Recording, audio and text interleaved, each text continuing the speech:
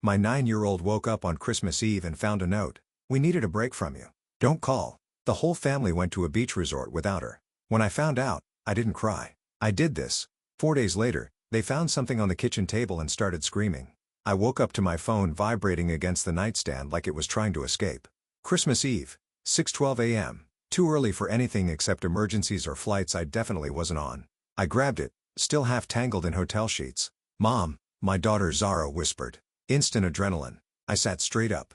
"Zara, what's wrong?" Silence, a tiny breath, and then I think something's wrong. "The house is empty." That sentence hit me harder than any alarm clock. I swung my legs off the bed and stood, the cheap carpet cold under my feet. I was in yet another anonymous airport hotel, an hour flight from home because small city hospitals don't care that it's Christmas when they're drowning in flu and short on doctors. Holiday coverage is mandatory, and this week I was it. I told myself it was fine. I'd be back tomorrow. Zara loved my parents, her grandparents, and my younger sister Samantha was there with her kids, Owen and Quinn. Full house, built-in chaos, built-in babysitters. Except now my 9-year-old sounded like she was standing at the edge of a cliff. "Okay," I said, forcing my voice steady. "Tell me where you are." "In my room," she whispered. "But it's too quiet. Not normal quiet." "All right, put me on speaker." "Okay, we're going to walk through the house together." I heard a faint beep as she switched modes, then the rustle of blankets as she got up. "Okay," she said. "Good. Open your door and tell me what you see." "The hallway light's on," she said. "Grandma always turns it off at night." I filed that away. "Anyone in the hallway?" "No, just the light." "All right, walk toward the living room." Her footsteps sounded small and hollow through the phone. I could picture the hallway, the family photos I'd hung, the mirror my mother always complained about, the runner rug I'd bought on sale between night shifts. All of it mine. All of it paid for with exhausted bones. "I'm in the living room," she said. "The TV's off. Grandpa's blanket is gone." My heart rate picked up. "Is the tree on?" "We decorated it last week. Me, Zara, and Quinn, while Owen pretended he was too cool and still fought for the top ornament." She paused. "Yeah, the lights are on, but there's no coffee cup. Grandpa always has coffee." It was such a small detail, but something about it made my stomach turn. "Okay," I said. "Let's check the driveway. Just peek through the curtain." She patted over and I heard the soft hiss of fabric moving. "Mom," she said, voice shrinking. "Grandma's car is gone. And Grandpa's truck and Aunt Sam's car too. So, not a quick coffee run." I took a slow breath. "All right, remember they were talking about leaving early for the beach resort. Maybe they just without me," she said. "They didn't wake me up. They didn't say anything." That part lodged in my throat. "Maybe there's a note," I said, clinging to whatever script I could find. "Check the kitchen table. Sometimes people leave notes when they go out." This was the moment where in a different family, the note would say something like, "Ran to the store. Back soon. Love you. Eat the cookies." I listened as she walked. "I'm in the kitchen," she said. "There's a paper here, like a ripped-out notebook page." My pulse started to thud. "Pick it up," I said. "What does it say?" She rustled paper, took a breath, and read, stumbling over the first word. "We needed a break from you. Don't call." The hotel room went very, very quiet. Not because there was no noise. It was full of humming AC, distant doors slamming, someone laughing down the hall. But inside my head, everything went silent and sharp. I pressed my fingers into my forehead. "That's all it says." "Yes," her voice cracked. "Mom, did I do something bad?" "No," I said immediately. "Absolutely not. That note is wrong. They were wrong to leave it and they were wrong to leave you." I walked to the tiny window and stared out at a generic parking lot just to have something to look at that wasn't my own reflection. "Okay," I said. "We're going to do a quick sweep. Stay on the line. Check Grandma and Grandpa's room." Her footsteps dragged a little now. "Grandma's bed is made," she said after a second. "Her suitcase is gone. Grandpa's, too. There's dust where his boots were." I forced a breath. "Okay, check Samantha's room." She walked down the hall. A pause. "Then her suitcase is gone, too. And the kid stuff. Owen's Switch isn't here, and Quinn's unicorn is gone." A tiny inhale. "They always take those when we go somewhere." Of course, they took Quinn's unicorn, but not Zara. I sat back on the edge of the bed because if I didn't, I was going to fall. "All right," I said. "I'm going to try calling Grandma. Stay on the line with me. Just be quiet for a minute." I put Zara on mute and dialed my mother. Straight to voicemail. My father. Voicemail. Samantha. Voicemail. Not even a ring.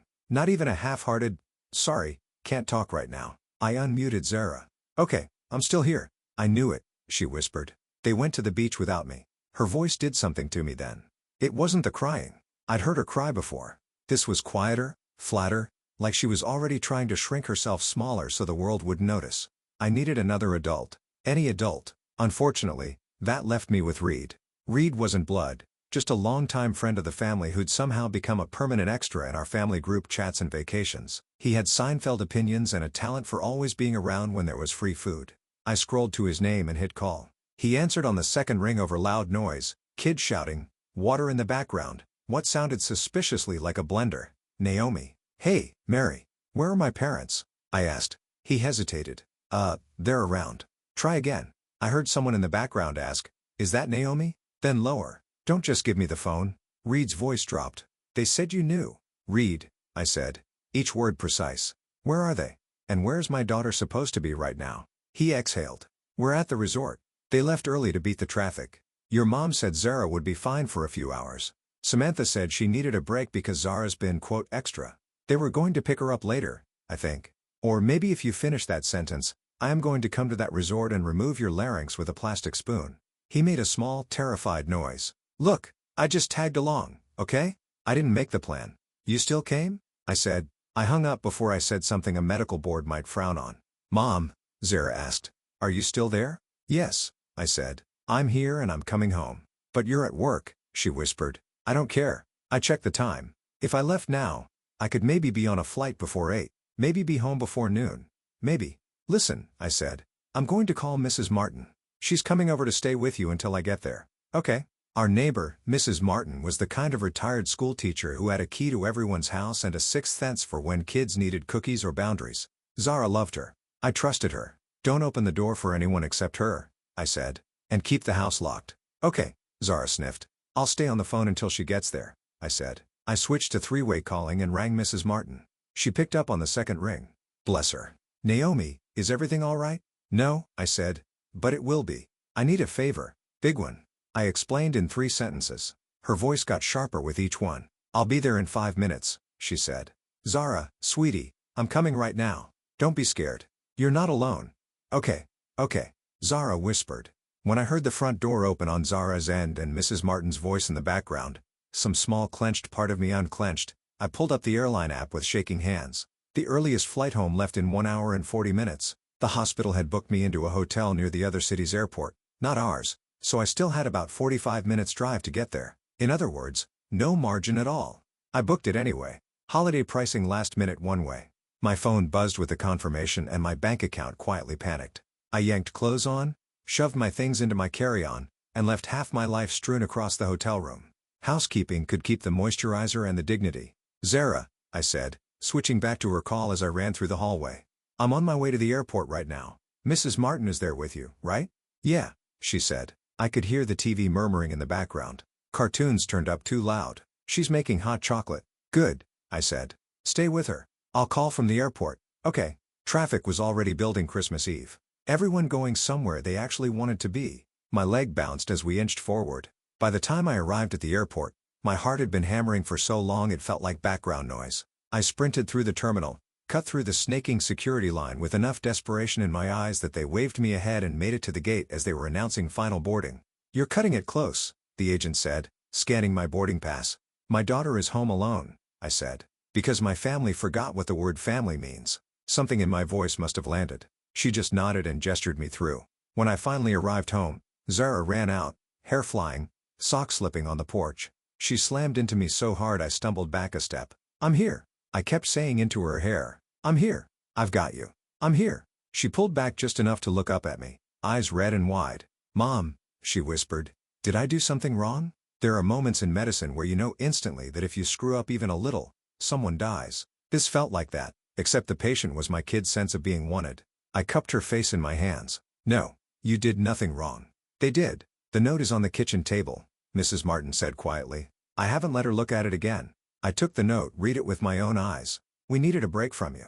Don't call. They hadn't even bothered to sign it. My parents, my sister, the people who'd wept when she was born fought over who got to hold her first. Called her our little miracle every time she coughed. I folded the note and slid it into my bag.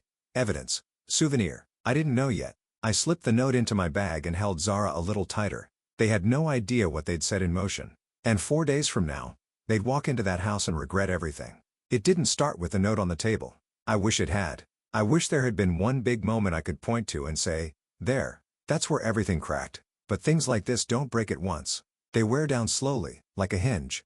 You stop noticing until the door falls off. I'm the oldest. Samantha is the youngest. That alone should tell you most of the story. I was the one who remembered bills, appointments, birthdays. She was the one who remembered fun. Our parents encouraged the arrangement. Naomi's responsible. Samantha's spirited. Those labels became our job descriptions. By the time I finished medical school, I'd been holding things together for so long, it felt normal. My parents were proud of me, yes, but also very comfortable with the idea that responsible meant available for emotional labor, financial help, childcare, you name it. When I finally bought my house after residency, they were the ones who suggested moving in to help with Zara. Zara was 5 then, and Jason, my ex-husband, was halfway out the emotional door already. The offer felt like stability, so I said yes.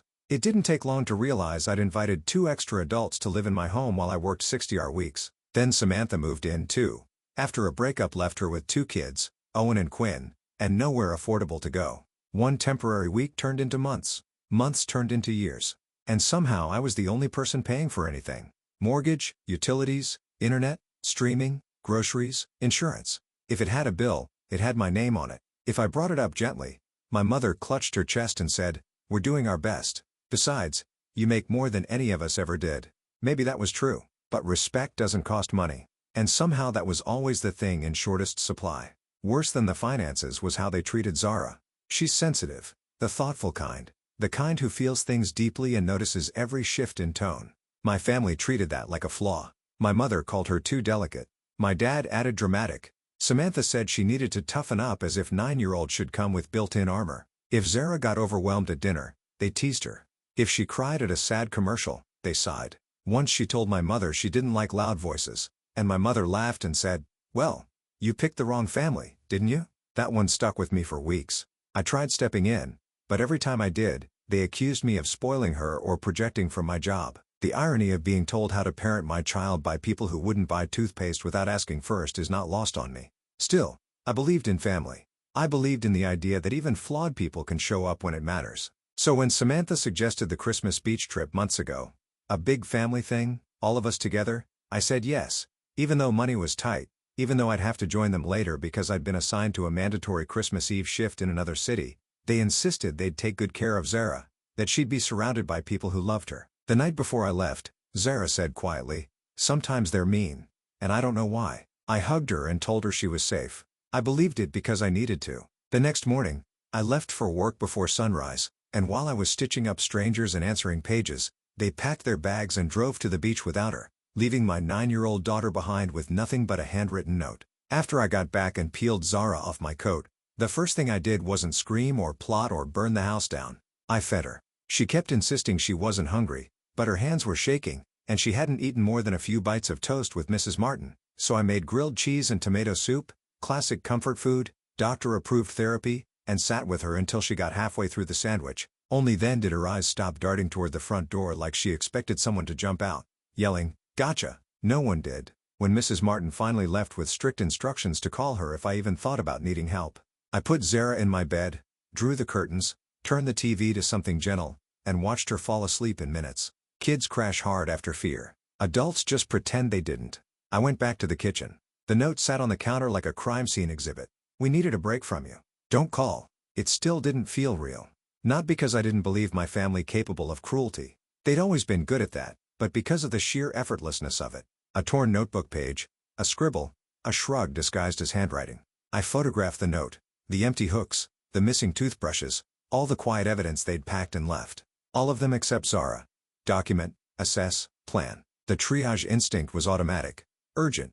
Zara. Serious. Detoxing the environment she'd been drowning in. Non-emergent. Everything that wasn't her. When she woke up later, we curled on the couch and watched a movie. One where misunderstandings lead to songs instead of therapy bills. She pressed into my side like she was anchoring herself. "Where do you think they are right now?" she asked. "At the pool," I said. Honesty mattered now. "Do you think they'll come back tonight?" "I think they'll come back when the resort kicks them out," I said. "But you and I won't be here." She blinked up at me. "We're leaving?" "Yes," I said. "We're taking our own little vacation." Her eyes lit up. Fragile but hopeful. "Will there be hot chocolate?" "There will be hot chocolate until you beg me to stop." She snorted softly. It was almost a laugh. After she fell asleep again, I made calls. First to a colleague who rents a small furnished apartment near the hospital to traveling nurses. I'd covered Thanksgiving for him last year when he got sick. "You can have it for as long as you need," he said. "I'll text the door code." Next, I called a lawyer friend, someone I'd once stitched up after he lost an argument with a bar stool. He answered like he expected me to say something sarcastic. Instead, I said, "I need to get people out of my house." Instant silence. "They're paying rent?" he asked. "No lease." "No. They get mail there." "Yes." "Okay. Their lenses. You can revoke permission to stay. Put it in writing. Give them a short deadline. After that, you start the eviction process if they're still squatting.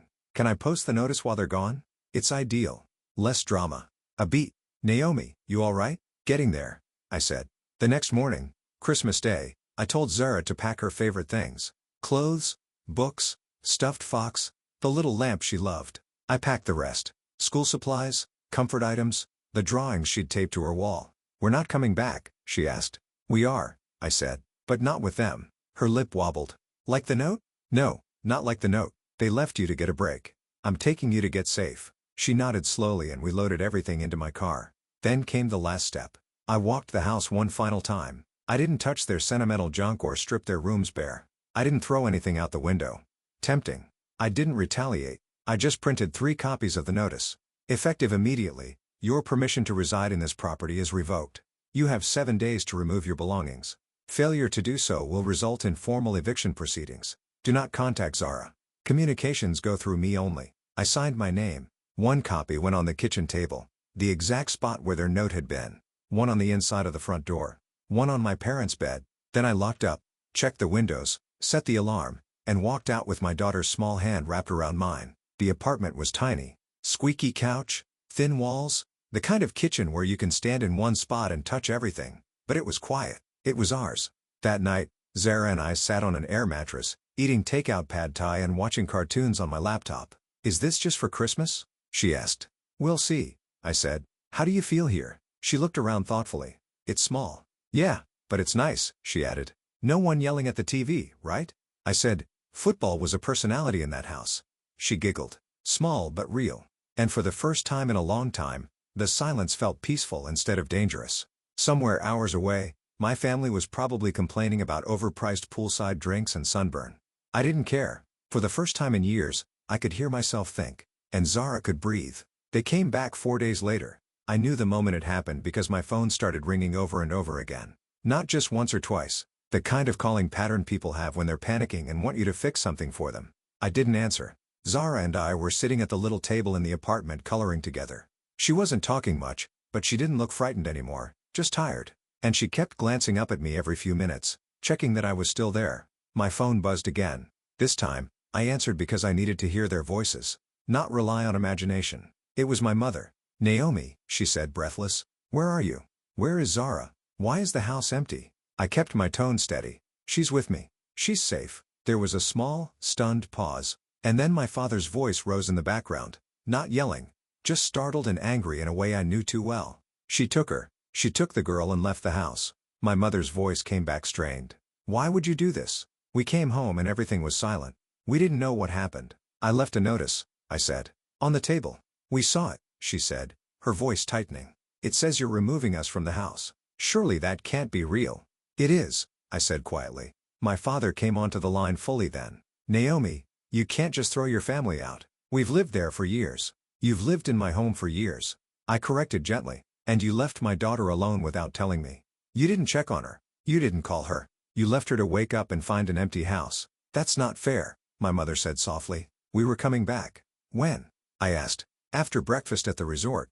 After a swim. After you remembered she existed." She didn't answer. For a moment, all I heard through the line was quiet arguing between my parents and Samantha.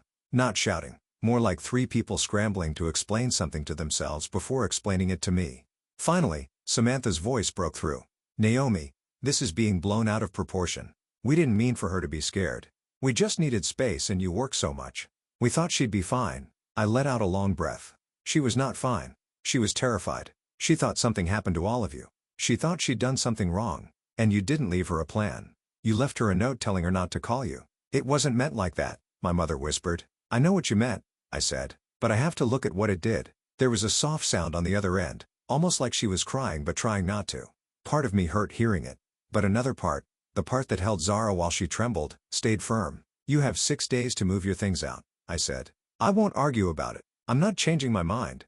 "Naomi," my father said, voice heavy, "you're tearing this family apart." I closed my eyes. "Dad, I'm holding my family together. My Nazarah and me. That's it right now." No shouting followed, just stunned silence. Then I ended the call. They didn't stop trying. Of course, the messages came in waves. Confusion, hurt, frustration, little attempts to tug on guilt. I didn't respond. I focused on Zara, on making the apartment feel familiar. We cooked simple meals, watched movies, arranged her things neatly around the small bedroom. Every night, she slept a little deeper. A few days later, on my way into the hospital, they tried showing up in person. A nurse pulled me aside. "Your family is out front," she said. "Do you want me to walk you around the back?" I almost said yes, but avoidance only works for so long. "I'll talk to them," I said. They stood near the main entrance, my parents and Samantha together. They looked different, smaller somehow. My mother's coat wasn't buttoned properly. Samantha's hair was in a messy bun, not the usual picture-perfect style she always insisted on. My father looked tired in a way I hadn't seen before. My mother stepped toward me first. "Naomi, we just want to understand." "That's fair," I said gently. "I'll explain. But only if you listen." They all nodded. "You left Zara alone," I said. "You didn't tell me. You didn't check on her. She woke up terrified. She thought she was the problem." My mother let out a soft broken sound. "I never meant for her to think that." "I know you didn't," I said. "But that's what happened." Samantha crossed her arms. "We were overwhelmed, Naomi. We watched 3 kids. You know." "I know," I interrupted. "But Zara is not a burden you get to put down because you're tired. She's a child. My child, and she deserves to feel safe." My father rubbed his forehead. "So that's it? We're just out on the street?" "No," I said. "You have a week to find a place. You're adults. I trust you can manage." They exchanged looks, uncomfortable, resistant, but also resigned. My mother sighed first. "We really didn't think it through," she said softly. "We thought you'd calm down after a day or two." "I'm not angry," I said. "I'm done." There was no yelling, no dramatic exit, just a quiet understanding that something had broken long before this, and I was finally refusing to hold the pieces together alone. By the end of the week, they moved out. Not gracefully, but they managed. Mrs. Martin gave the occasional update, but I stopped asking for them. I didn't need to know who was angry at whom or which piece of furniture didn't fit in the rental. That part of the story wasn't mine anymore. Zara and I went back to the house a few days later. It felt different.